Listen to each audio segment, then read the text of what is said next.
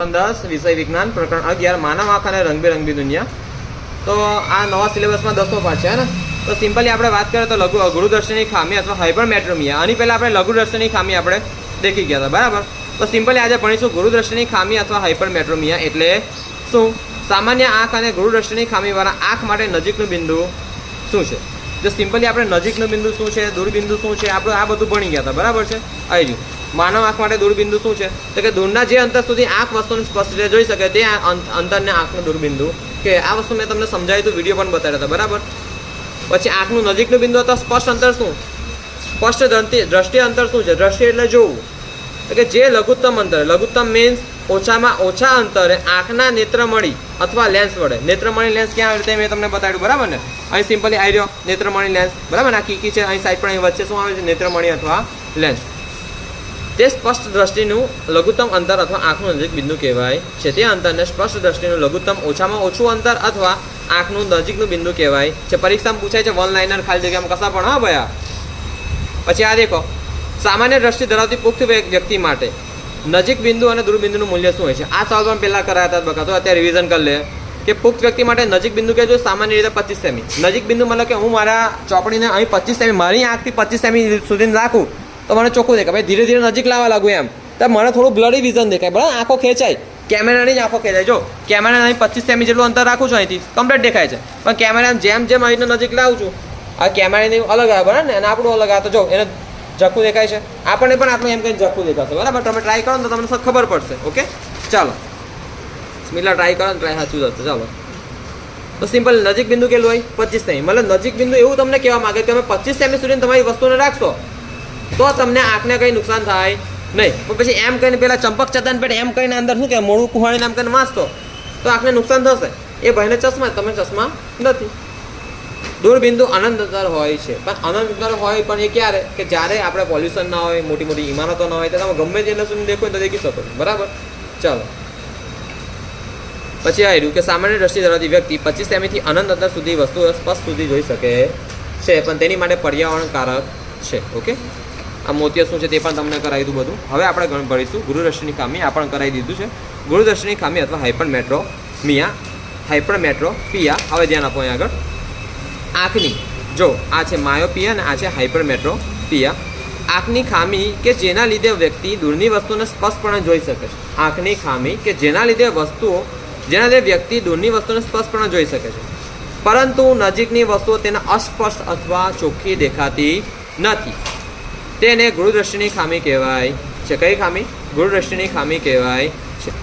સામાન્ય આંખ માટે નજીકનું બિંદુ 25 સેમીથી અનંત અંતરે મળે છે, મેં તમને પાછળ બતાવ્યું। 25 સેમી રહેલી વસ્તુમાંથી આવતા કિરણો આંખના લેન્સ દ્વારા રેટિના પર કેન્દ્રિત થાય છે। રેટિના ક્યાં છે તે મેં તમને કીધું છે, બરાબર છે, જો રેટિના પર કેન્દ્રિત થાય છે। સિમ્પલી દેખો અહીં આગળ આ રહ્યું રેટિના, આ દેખાય છે, આ રહ્યું રેટિના, આને જ કહેવાય નેત્રપટલ, એટલે મેં તમને ગુજરાતી અને ઇંગ્લિશ નામ બંને યાદ રખાયેલા છે ને। રેટિના RATINA, આરીને આવે આરે આવશે, ચાલો કયું આવેલા આવી આંખના લેન્સ દ્વારા રેટિના પર કેન્દ્રિત થાય છે। લેન્સ અને કેન્દ્રિત મતલબ ફોકસ કરવાનું કામ કરે છે। આ જે લેન્સ છે તે ફોકસ કરવાનું કામ કરે, ક્યાં કામ કરશે? નેત્રપટલ અથવા રેટિના પર, બરાબર છોકરાઓ। ચાલો આગળ વધીએ છું। નેત્રપટલ આ સંદેશાઓને દ્રષ્ટિ ચેતા મારફતે મગજને મોકલે છે। આ આપણે તમને ડીપમાં કરાવ્યું તો વિડીયો બતાવે સરસ, અહીં પાછળ શું આવે? દ્રષ્ટિ ચેતાઓ। કઈ ચેતા આવે? દ્રષ્ટિ ચેતાઓ। તો આ ચેતા મારફતે મગજને સંદેશો મોકલે ને તેથી આપણને વસ્તુ ખબર ને ઉલટી હોય તો કેવી દેખાય? મગજમાં સંકેત સીધી દેખાય છે। ચાલો જો આ દ્રષ્ટિ ચેતાઓ આવી રહી, બરાબર છે। ચાલો હવે આ આકૃતિ 11.5 એ છે જેમાં સામાન્ય આંખમાંથી નજીક બિંદુ 25 સેમીના અંતરે અને આંખમાંથી 25 સેમી અંતરે રહેલી વસ્તુમાંથી આવતા કિરણો નેત્રપટલ પર મળે છે। અને હવે ગુરુદ્રષ્ટિની ખામીવાળા, દેખો અહીં ધ્યાન આપો છોકરાઓ કમ્પ્લીટ કે આ કોઈ વસ્તુ છે। હવે ગુરુદ્રષ્ટિની ખામીવાળા આંખનું નજીક બિંદુ સામાન્ય નજીક બિંદુ કરતાં દૂર ખસી જાય છે। સિમ્પલી સામાન્ય અહીં તેની કરતાં દૂર ખસી જાય છે। જેમ કે દેખો આ એન્ડ ડેશ છે, તો એન્ડ ડેશ સામાન્ય અને વ્યક્તિવાળાનું નજીકનું બિંદુ છે, જ્યારે એન છે આ એન ડેશ છે સામાન્ય અને આ એન છે જે સામાન્ય નથી તે આંખ, બરાબર। ગુરુદ્રષ્ટિની ખામીવાળા આંખનું નજીકનું બિંદુ સામાન્ય નજીક બિંદુ 25 સેમી કરતાં દૂર ખસી જાય છે। આ વસ્તુ તમને સમજાયું, નજીક બિંદુ પહેલાં તમને સમજાયું, જેટલા અંતર સુધી આપણે વસ્તુ મતલબ સિમ્પલી જેટલા ઓછામાં ઓછા અંતર સુધીની વસ્તુને કમ્પ્લીટ સ્પષ્ટ દેખી શકે, આંખોના વગર તાણ વગર વગર સ્ટ્રેસ વગર તો તેને નજીકનું બિંદુ કહેવાય છે. અને સામાન્ય વ્યક્તિ માટે, સામાન્ય માણસ માટે નજીક બિંદુ કેટલું છે? 25 સેમી. સામાન્ય વ્યક્તિ કેટલા અંતર સુધીની વસ્તુ સ્પષ્ટ, કેટલાથી કેટલા અંતર સુધીની વસ્તુ સ્પષ્ટ રીતે દેખી શકે છે વગર કોઈ તણાવથી? 25 સેમીથી અનંત અંતર સુધીની, બરાબર, 25 થી અનંત અંતર સુધીની. ચાલો, આવી વ્યક્તિએ આરામથી વાંચન કરો. મેં કીધું ને, આરામથી, વગર કોઈ સ્ટ્રેસ, વગર કોઈ તણાવથી વાંચન માટે સામગ્રી પુસ્તકને 8 થી 25 સેમીથી વધારે દૂર રાખવી પડે છે. પણ આપણે તો 25 સેમી રાખશું તો આપણને કોઈ પ્રોબ્લેમ પડે નહીં. પણ પેલો જેને ગૃહદ્રષ્ટિની ખામી હશે, જેને હાઇપરમેટ્રોપિયા હશે, હાઇપરમેટ્રોપિયા હશે, બરાબર, અંગ્રેજી શબ્દ યાદ રાખજો, હાઇપરમેટ્રોપિયા હશે, તેને આરામથી વસ્તુ વાંચવી હોય તો થોડી કઈ દૂર રાખવી પડશે. અહીં 25 સેમી આટલું, તેને એમ કહીને આટલે રાખવી પડશે, એમ કહીને, બરાબર. ચાલો, આનું કારણ એ છે કે નજીકની વસ્તુમાંથી આવતા પ્રકાશના કિરણો રેટિનાની પાછળના ભાગે કેન્દ્રિત થાય છે. જો આ રેટિના છે અહીં, બરાબર, અહીં નેત્ર પટલ છે, તો રેટિનાની પાછળના ભાગે અહીં કેન્દ્રિત થશે. સિમ્પલ સમજ પડી તમને? નજીકની વસ્તુમાંથી આવતા પ્રકાશના કિરણો રેટિનાની પાછળના ભાગે કેન્દ્રિત થાય છે. હવે જો એન છે તો ગૃહદ્રષ્ટિવાળા ખામીવાળા આંખનું, મતલબ ગૃહદ્રષ્ટિની ખામીવાળા આંખનું નજીકનું બિંદુ, અને એન ડેશ તો સામાન્ય આંખનું નજીક બિંદુ, જે આપણે અહીં ભણેલું, બરાબર, સામાન્ય આંખનું નજીક, મતલબ નજીક બિંદુ. હવે એન ડેશ પર રહેલી વસ્તુનું પ્રતિબિંબ આઈ ડેશ ક્યાં દેખાય છે? આઈ ડેશ, મતલબ અહીં આગળ જો વસ્તુ હોય તો વસ્તુનું પ્રતિબિંબ આઈ ડેશ પર, અને એન પર રહેલી વસ્તુનું પ્રતિબિંબ આઈ પર રચાય છે. તો સિમ્પલી હવે આગળ અહીં ધ્યાન આપો કે ખામીવાળી આંખ સામાન્ય નજીક બિંદુ એન ડેશ પરથી આવતા કિરણોને નેત્રપટલ પર કેન્દ્રિત કરી શકતી નથી. ઓકે, કે અલગ જ જગ્યાએ કેન્દ્રિત થાય. હવે અહીં એ ગૃહદ્રષ્ટિવાળી ખામી, ગૃહદ્રષ્ટિની ખામી અથવા હાઇપરમેટ્રોપિયા થવાના કારણો જણાવવાના, તેને કેવી રીતે નિવારી શકાય છે? યોગ્ય આકૃતિ દ્વારા દર્શાવો. આપણે પેલું લઘુ દ્રષ્ટિવાળો હતો, તેમાં હતું કે લેન્સનું ઓપરેશન કરવાનું. આમાં કંઈક એવું જ છે, ચાલો ધ્યાન આપો. ગૃહદ્રષ્ટિની ખામી અથવા હાઇપરમેટ્રોપિયા થવાના કારણો આ મુજબ છે. આંખના લેન્સની ખૂબ ઓછી વક્રતાના લીધે. કેવી વક્રતા? ખૂબ ઓછી.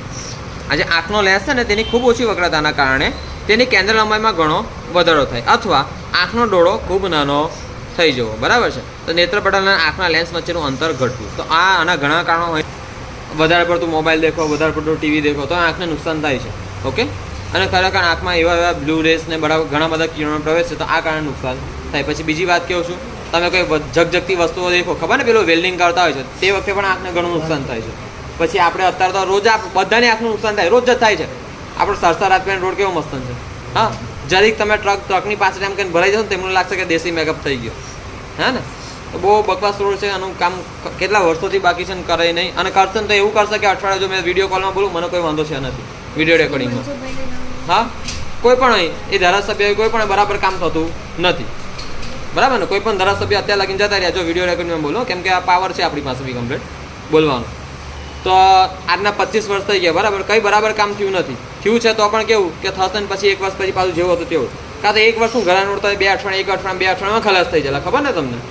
તમે રોજ ઉદાહરણ દેખશો, અત્યારે પણ દેખશો તો કે અવાજ નહીં ઉઠાવતો, આગળ પણ દેખશો, બરાબર. એટલે તમે તો યુવાનો છો ભાઈ, હું ગયડો નહીં થઈ ગયો. હા, હવે આપણે હાથે મળીને અવાજ ઉઠાવવો નહીં, બરાબર ને? કારણ કે આગળ જઈને પ્રોબ્લેમ અમારે હા ભાઈ ઉઠાય જ છે, અમે તો ચાલુ કરી દીધું છે. જો તો આપણે હાથે મળીને કામ કરવાનું, સાથે મળીને કામ કરવાનું છે. અને એમાં જો પહેલાં જ વોર્નિંગ આપી દો, હા, કે આ બધી કામોમાં, આ બધી બાબતોમાં મારપીટ ના થાય તેનું ધ્યાન રાખવાનું. બાકી આપણે સારું કામ કરતા હોય, પણ પેલા કોઈ હોય ને ખાસ, પેલા નેતા તો ના કેવું, થોડું ખોટું કહેવાય, પણ કોઈ ખાસ હોય, બરાબર, ખાસ માણસો એમના, તે માણસો શું કરે, માણસો મોકલે આપણી વચ્ચે લડવાડ કરાવે, બરાબર ને? તો એવું કંઈ કામ ના થવું જોઈએ. સિમ્પલી મને એક સાદી સિમ્પલ વાત કહું કે હું તો આવો જ છું. જો મારે હવે કોલેજ જવાનું છે નથી, મારે તમને ખાલી આટલું અંતર કરવાનું. રોજ કેટલું કરવાનું? 7:30 રાત પડી, વધારે વધારે ઉમરલા જાઉં, કાં તો આ બાજુ ઉમદરા વઢવાણા એ સાઈડ જાઉં, બરાબર. બધા રોડ ખરાબ છે તોય મારે જવું પડે. પણ તમારે ક્યાં જવાનું છે? આવતી પહેલાં કોલેજ કરવી પડશે ને. કોઈ ડિપ્લોમા કરશે, કોઈ BSc કરશે, કોઈ 11-12 કરવા, મતલબ કોઈ ડિપ્લોમા કરશે, કોઈ 11-12 ભણવા જશે, એની પછી કોઈ કોલેજ જશે, BSc કરશે, BE કરશે, તો તમારે આ રસ્તા લઈને જવું પડશે ભાઈ. હા, તો તમારે આવતા 5 થી 7 વર્ષ આ રસ્તા પર કરવાના છે. તમે વિચાર લો તમારા કમાની શું હાલત થશે. હા, એટલે કેવું કે અવાજ ઉઠાવો, કંઈ પણ કરીને કંઈ કરવાનું છે, બરાબર. અને બાકી આ લોકો ખરેખર કેવું ને કે કશું કામ કરતા નથી. ચાલો હવે ધ્યાન અહીં આપો. આ કારણો અથવા કારણને લીધે 25 સેમીથી અંતરે રહેલી 25 સેમી અંતરે રહેલી વસ્તુમાંથી આવતા કિરણો નેત્રપટલ પર કેન્દ્રિત થતા નથી. આ તો મેં તમને કીધું, પરંતુ નેત્રપટલની પાછળના ભાગ પર કેન્દ્રિત થાય છે.